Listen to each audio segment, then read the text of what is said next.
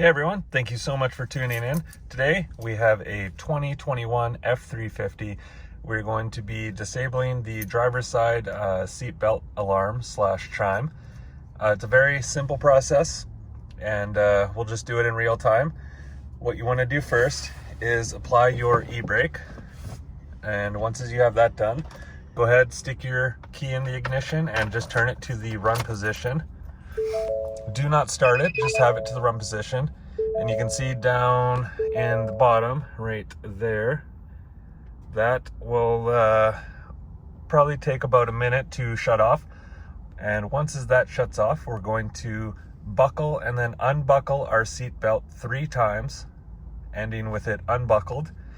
And then after that, it will come back on, and then once it comes back on, we'll unbuckle it once more and then unbuckle, and then we should see it start to flash. And if it flashes, that means we are successful. So I'll just grab the seatbelt, get it ready. There we go. 1, 2, 3,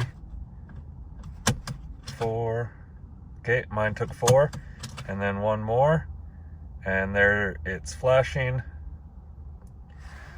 and that's all that's to it. So quick, easy thing to do. You can repeat this process for the passenger side as well. And I should just state that this video is for entertainment purposes only. If you do this, it's at your own risk. And me, for example, I would do this because I have a dog that I put in the passenger seat, and the weight of my dog will set off the alarm. So it's very annoying to listen to, whereas with this, you don't have to listen to that.